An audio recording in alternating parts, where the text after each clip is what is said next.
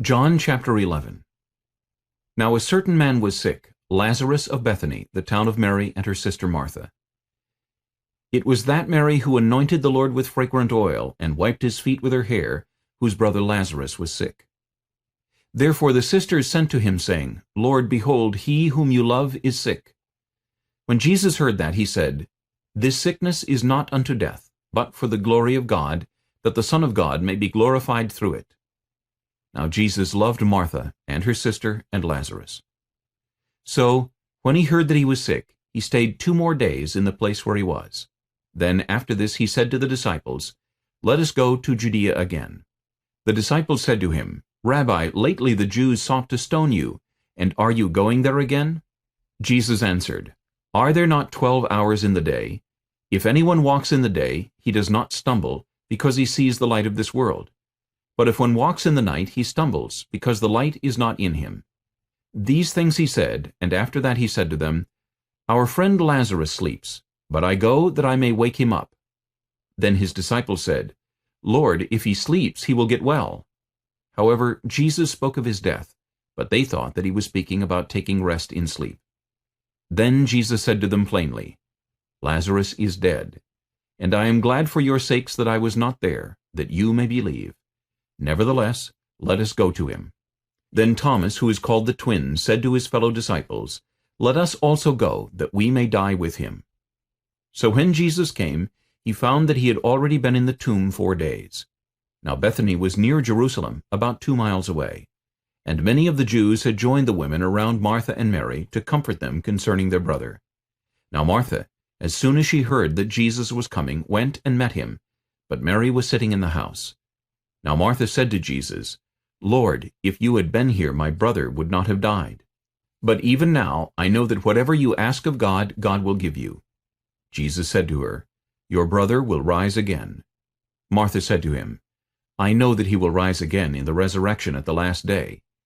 Jesus said to her, I am the resurrection and the life. He who believes in me, though he may die, he shall live.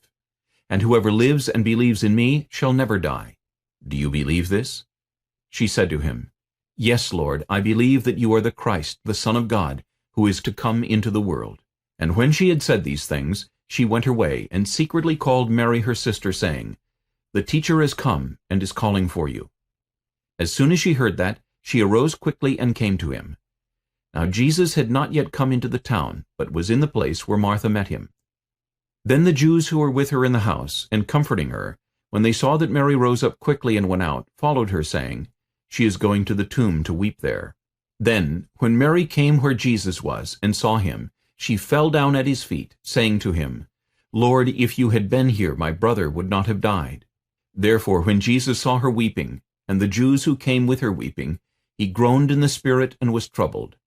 And he said, Where have you laid him? They said to him, Lord, come and see. Jesus wept. Then the Jews said, See how he loved him. And some of them said, Could not this man who opened the eyes of the blind also have kept this man from dying? Then Jesus, again groaning in himself, came to the tomb. It was a cave, and a stone lay against it. Jesus said, Take away the stone. Martha, the sister of him who is dead, said to him, Lord, by this time there is a stench, for he has been dead 4 days. Jesus said to her, Did I not say to you that if you would believe, you would see the glory of God? Then they took away the stone from the place where the dead man was lying.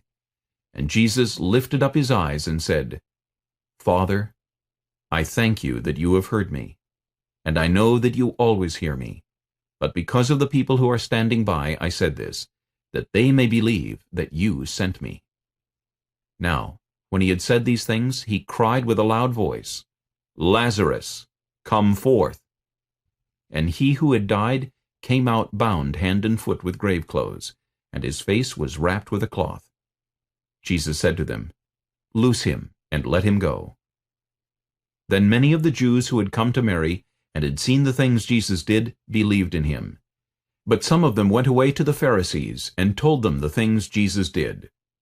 Then the chief priests and the Pharisees gathered a council and said, What shall we do? For this man works many signs. If we let him alone like this, everyone will believe in him, and the Romans will come and take away both our place and nation. And one of them, Caiaphas, being high priest that year, said to them, You know nothing at all, nor do you consider that it is expedient for us that one man should die for the people, and not that the whole nation should perish. Now this he did not say on his own authority, but being high priest that year, he prophesied that Jesus would die for the nation, and not for that nation only, but also that he would gather together in one the children of God who were scattered abroad. Then from that day on they plotted to put him to death. Therefore Jesus no longer walked openly among the Jews, but went from there into the country near the wilderness, to a city called Ephraim, and there remained with his disciples. And the Passover of the Jews was near, and many went from the country up to Jerusalem before the Passover to purify themselves. Then they sought Jesus, and spoke among themselves as they stood in the temple, What do you think, that he will not come to the feast?